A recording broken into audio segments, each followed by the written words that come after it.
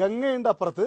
ഗംഗയുടെ അപ്പുറത്തെ ഭാഗത്ത് കോടിക്കണക്കിന് രൂപ ചെലവിട്ടുള്ള വികസന പ്രവർത്തനങ്ങളാണ്. ഇപ്പുറത്ത് പ്രധാനമന്ത്രി ദത്തെടുത്ത ഗ്രാമം. हमको ये दिक्कत है कि अब बारिश होने वाला है, मतलब घर बना नहीं है तो मतलब चूता होता है, थोड़ा सा दिक्कत होता है रहने में. ആദർശ ഗ്രാമം എന്ന് പ്രധാനമന്ത്രി നരേന്ദ്രമോദി പറയുന്ന വാരാണസിയിലെ ദുംറി ഗ്രാമത്തിൽ നിന്നാണ് ഈ കാഴ്ച.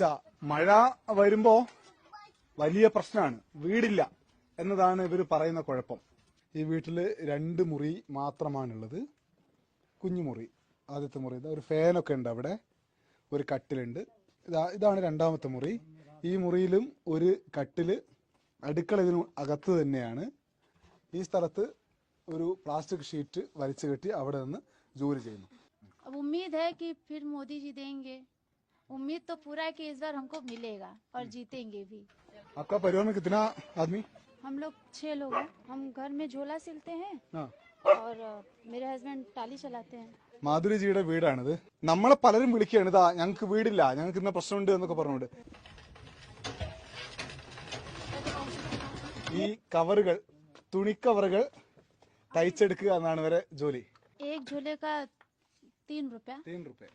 ഒരു സഞ്ചി തയ്ച്ചാല് 3 രൂപയാണ് ഇവർക്ക് കിട്ടുക. 60 രൂപക്കൊക്കെയുള്ള തൊഴിലാണ് ദിവസം എടുക്കുക എന്നാണ് ഇവർ പറയുന്നത്.